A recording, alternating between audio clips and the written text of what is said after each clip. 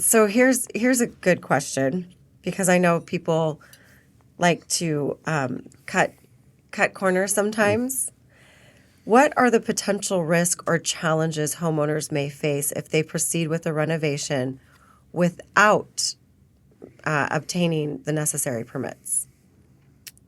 Man, that is such a great question, and it's something that I'm very passionate about, because we had a client in the last year that we were going to do a DADU. We were going to do a she shed, or an office space for her on her property, and she asked to do. She was like, "Hey, I want to do some additional items."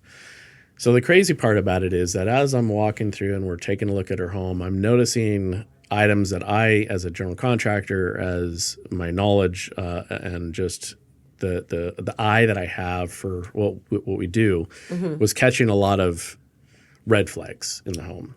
She had purchased the home, I think, like a year before, just recently purchased it, and I could tell at each step that the previous homeowner had done a lot of work by themselves. Okay. And unfortunately, and not to say that homeowners don't know what they're doing, because I'm a homeowner. I mean, that's really not, that's a contradiction here. But it's like the point of that some people, whether it be homeowners, whether it be bad contractors, you name it, should not be doing this kind of work. Right. And so we came across a very large deck that was 6 feet in the air, and it was her front porch. And I went underneath, because she was saying, "Hey, the deck flexes, the deck moves, and I just want to make sure it's safe." Okay. So due diligence, I went under the deck, looked at it. The ledger board, which is the board that attaches the home, was not properly secured to the home. The brackets that held the joists to the deck, from the ledger to the deck, there's no nails in those brackets. So it was completely unsafe. It was so unsafe that, despite this being my first conversation with her, my first meeting with her, I told her, I go, I'm going to give you some estimates. I'm going to give you the pricing of what it's going to cost to do this DADU, and I'm going to also give you a price of what it is to fix these items.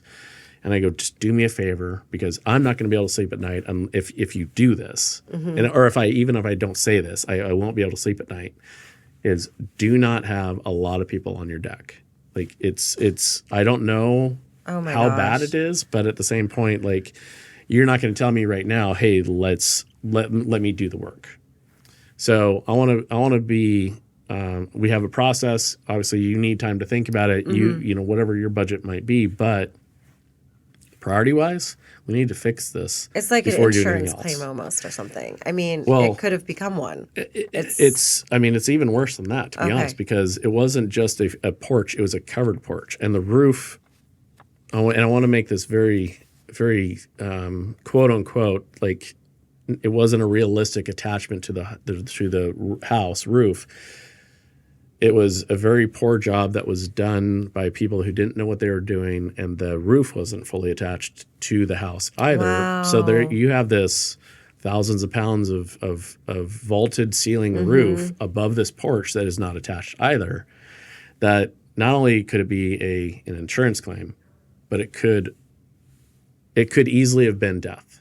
Oh, that is so scary. And those kinds of things, like, even after I told her that, I was like, I don't feel comfortable, and I'm not going to sleep at night. I didn't sleep at night for like another week, just because I was worried about her before someone was going to be able to fix this. And after, what the end result happened to be the fact that we didn't do the DADU because of the work that we needed to do to secure the deck. Right.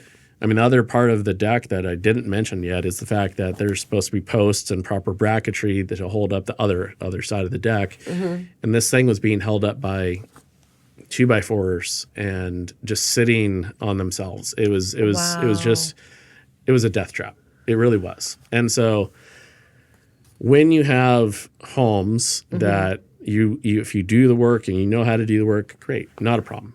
This is not a conversation for you guys. It's the conversation for the people that either don't know enough, or hey, they watched too many of the DIY shows. They're like, oh, I can do this because Right. they did it in an hour.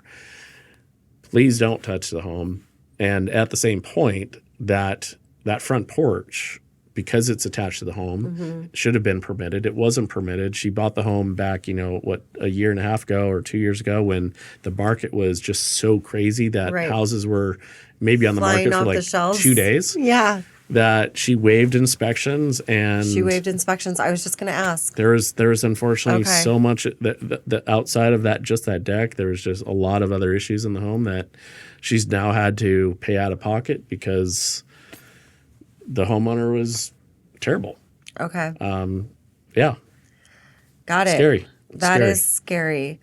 So basically what you're saying is trust on you or the general contractor for what's going to need to be permitted. Like don't try to do that on your own. Yeah. I mean, so the other real purpose of permitting is that there's going to be inspections. Yeah. There's going to be city or county or even state inspectors that come out, and they're going to look at the property and they're going to look at the project and make sure it's done right. Right. Sometimes Make sure that it's safe. Even our teams, I mean, everyone's human. No one can be perfect 100% of the time. We try to aspire to that Perfection, yeah. perfection, but I think a lot of people do. That is to say that if an inspector comes out, and we've done framing, for instance, and they say, hey, we'd like to see something additional here. Not a problem. We do that. And that's the Right. benefit of that inspection, and that inspector is there to make sure that the house is to code, which is protection for the client, it's protection for the home, it's protection for anyone involved with that house. I mean, separate from the framing and all that, it also comes with the fact that there's electrical inspectors, there's plumbing inspectors. You don't want to have a leak in your place because you had a terrible person, or not a terrible person, but a plumber that didn't know their stuff. You want Right. to make sure you have a licensed and experienced and knowledgeable plumber to do work. And again, that goes with the fact that with contractor licenses and the requirements that are needed, that's one of the things that I really am happy to see. But at the same point, then if you don't have a permit, it can't go on record, and if it's not on record, it can be unsafe. And it's just it's separate from that. I don't want to put it as that there's some general contractors, or there's contractors in general, but there's people out there parading around pretending to be contractors that don't have their proper licensing. They don't have their proper business license, or they're shortcutting. Right. And there are several people that I've dealt with in the past, even on homes that I've owned, that called themselves general contractors, that I noticed the shortcuts, I noticed the red flags, and it's those kinds of things where it's scary, because anyone can walk up to a client and say, yeah, we can do this, but you want to Right. make sure it's done right. And that goes back to the inspectors.